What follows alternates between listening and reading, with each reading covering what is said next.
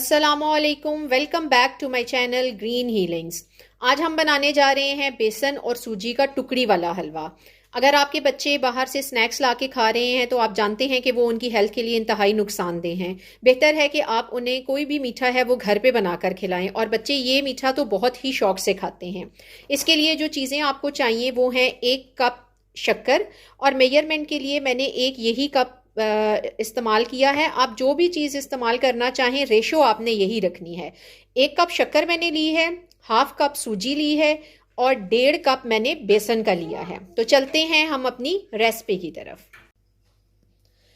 तो सबसे पहले हमने करना ये है कि आपने जो 1 कप शक्कर का मेजर किया है वो आप एक सॉस पैन में डालें, और उसी कप से, जिस कप से आपने शक्कर मेजर किया है, इसी कप का 1/2 कप पानी आपने इसमें डालकर इसको चूल्हे पर पका के इसका शीरा बना लेना है। शीरा कितना बनाना है, उसकी क्या थिकनेस होनी चाहिए, ये मैं आपको आगे चल के बताती हूँ।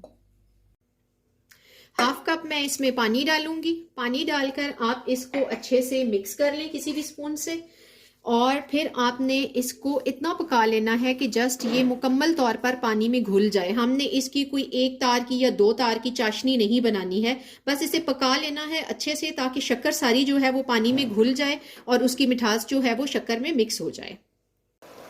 देखें, पानी उबल चुका है और शक्कर मुकम्मल तौर पर इसमें घुल गई है। बस यही इसी स्टेज पर हमने चूल्हा बंद कर देना है और इसको हमने छान लेना है, ताकि इसके अंदर अगर कोई भी कचरा है शक्कर के अंदर तो वो निकल जाए। थोड़ी देर हम इसको छोड़ेंगे ताकि इसकी जो अंदर अगर कोई डस्ट पार्टिकल्स हैं, कोई इस तरह के ज़रात हैं, तो वो नीचे बैठ जाएं। तो फिर हम ऊपर से इसको आराम से छान लेंगे।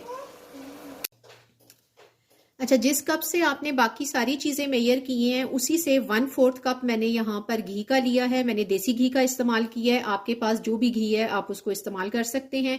इसमें सबसे पहले हमने सूजी डाल लेनी है और उसको तकरीबन 60% भून लेना है, मुकम्मल नहीं हमने इसमें भूनना।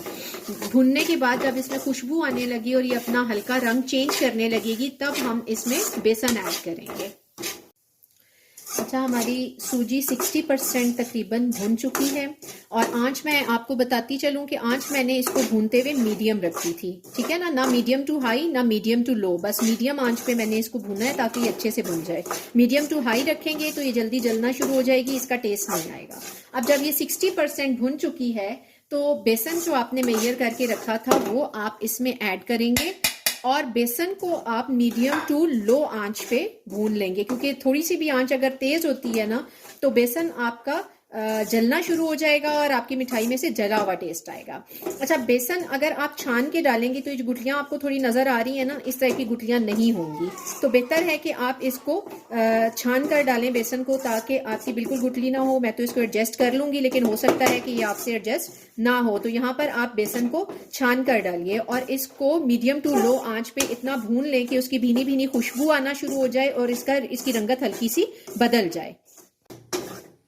अच्छा, बेसन अब भुन चुका है अच्छे तरीके से। चाशनी जो मैंने आपको बताई थी वो मैंने छान कर रख ली थी। इस स्टेज पर हम चाशनी को ऐड करेंगे, और चाशनी को सिर्फ आपने अच्छे तरीके से इसमें मिक्स कर लेना है, बहुत पकाना नहीं है हमने। बेसन हमारा अच्छे तरीके से भुन चुका है, सूजी हमारी इसमें अच्छे तरीके से भुन चुकी है। अब सिर्फ हमने इसमें चाशनी डालकर उसे अच्छे तरीके से मिक्स कर लेना है इसमें।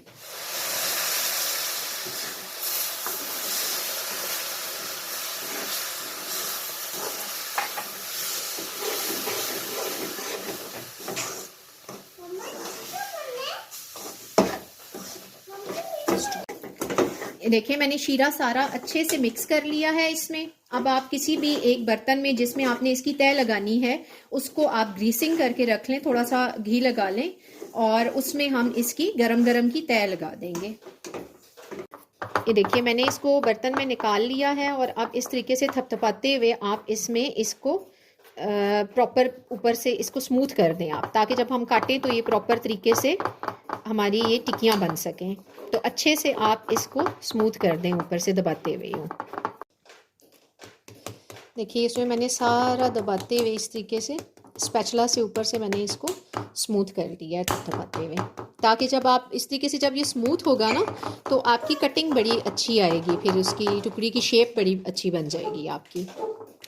अब हमने इसमें इसको छोड़ देना है उतनी देर के लिए कि ये मुकम्मल तौर पर ठंडा हो जाए। फिर हम इसकी कटिंग करके इसको निकाल लेंगे।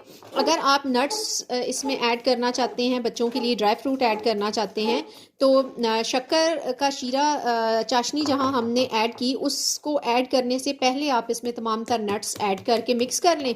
उसके बाद आप इसमें चाशनी मिक्स करें और बस इसको निकाल कर इसकी लेयरिंग करें।